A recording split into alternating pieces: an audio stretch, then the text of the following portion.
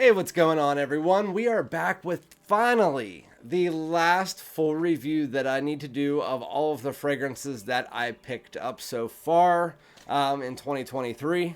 And I'm probably going to have some more coming down the line very soon, like the Armani or the Acqua di Gio Parfum. But this is the last one of the current list that I have because I do first impression and full review. This is the last full review. So today we're going to be talking about one that really surprised me on my live stream and my first impression. This is by Guerlain. It is ROUGE Prive. So without further ado, let's get it.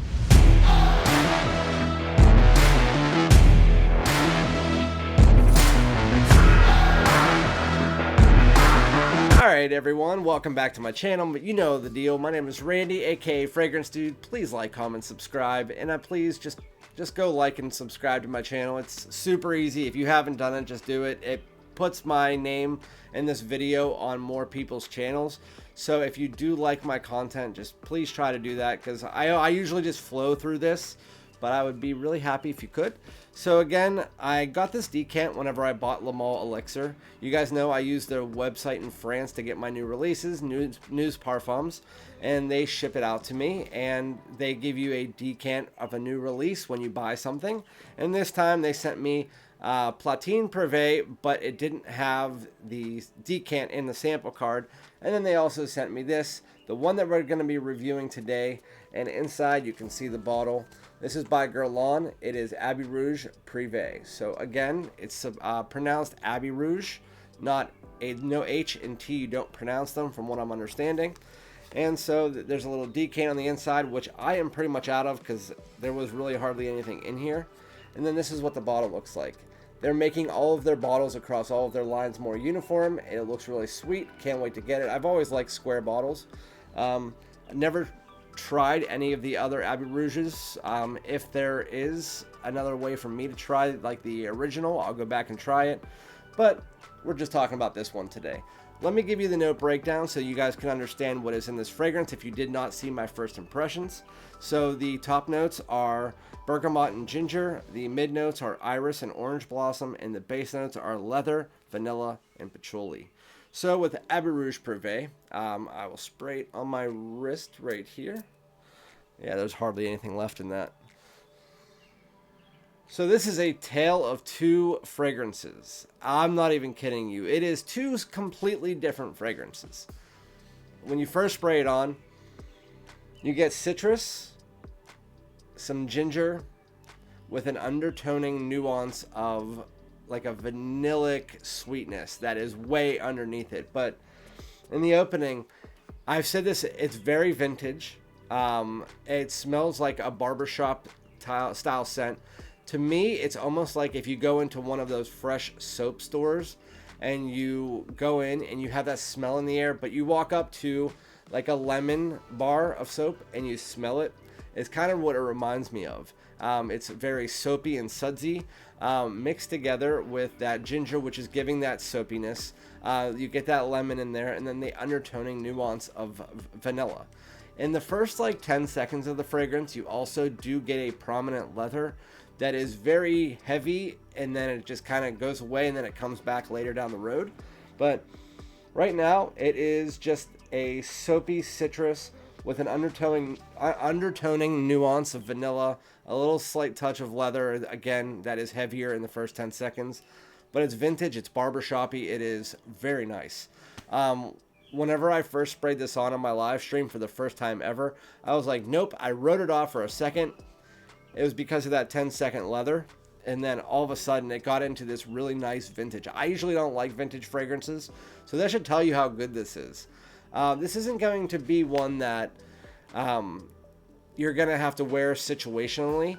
It can be something, because in the opening of this, if you spray it on and somebody smells you, even if they don't like vintage fragrances or they don't really know much about fragrances, they're just going to think you're smelling like a lemon soap that has a little bit of a sweetness to it, almost like a lemon vanilla soap. And it smells really good. It has a sharpness to it.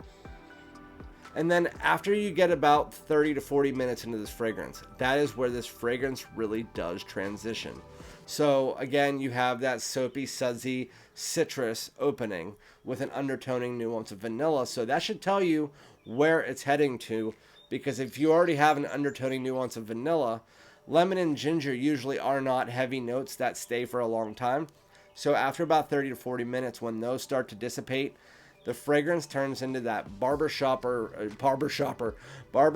vintage vibe, and it turns into a completely different fragrance. As the ginger and lemon go out the window, so does that soapiness and citrus, and then you're left with a little bit of this leather mixed with the vanilla that really does pull up, and then you get a nice woods that pulls into the fragrance as well. There's almost like a smoky nuance to it as well. That is underneath it. I don't know where that's coming from or if it's just me, but just to not confuse you guys. So after that vintage soapy citrus opening, that vanilla pulls up, you get a little bit of leather mixed into the vanilla, and then you get some woods. It's a vanillic woods with leather. It is a completely different fragrance. It is a lot more modern.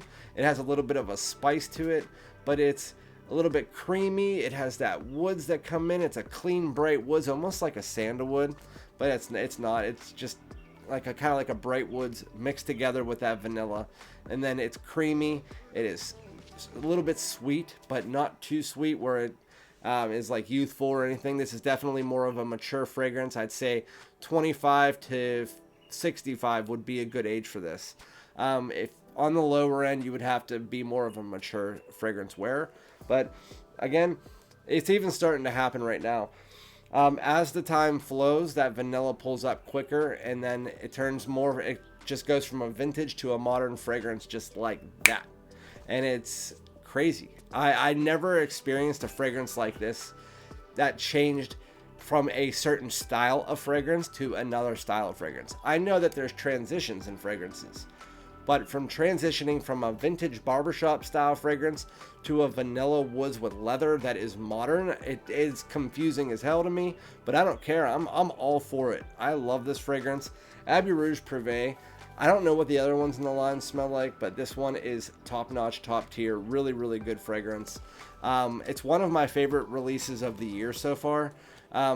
My top 5 of the year has completely changed since the one that I've already had. The only one that's staying in the top 5 is probably the Boss Descent Magnetic. But there's been a lot of better fragrances released over the last month than there was in the first 5 months of the year. But Abbey Rouge Privé, it might be in my top 5. It's really a nice fragrance. It's one that you can wear it to work. You can wear it during the day, during the night. It could even be a nighttime fragrance because of that dry down. It could be a cuddling scent. As far as the performance of this, I only get 6 to 7 hours, which is not bad. For this style of fragrance, I was expecting to get a little bit less than that, but I get 6, I'd say 6 hours is about the average for this fragrance. The thing is that some people might think they get less because this is a lighter scent. So for the first hour, it's above average. Whenever it's that vintage barbershop, it is pushing out a decent amount. People will smell you.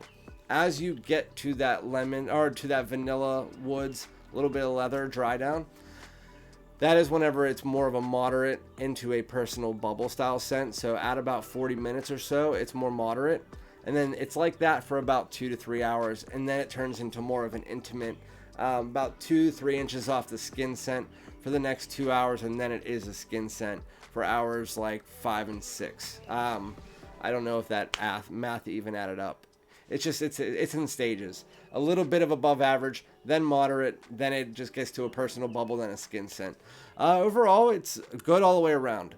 Tale of two fragrances, good performance, not the best, but still good performance. And it's something that other fragrances nowadays don't do, especially in the designer community. Let me know if you've tried this, but this is a very interesting fragrance. If you're somebody who likes vintage fragrances, the soapy, sudsy barbershop, you will love the opening of this. If you're somebody who likes the modern vanilla woods, stuff like that, you will like the dry down to this. So that I think a lot of people will like this fragrance no matter what the opening or dry down does. But let me know what your thoughts on it on. If you're if you've experienced this before, if you're willing to experience it, if you're really interested in it. And then again, I'll be back with another video, but it's a fantastic one that I think that you should at least get a decan of. But thank you guys so much. I'll be back with another video. Thanks so much. Peace out.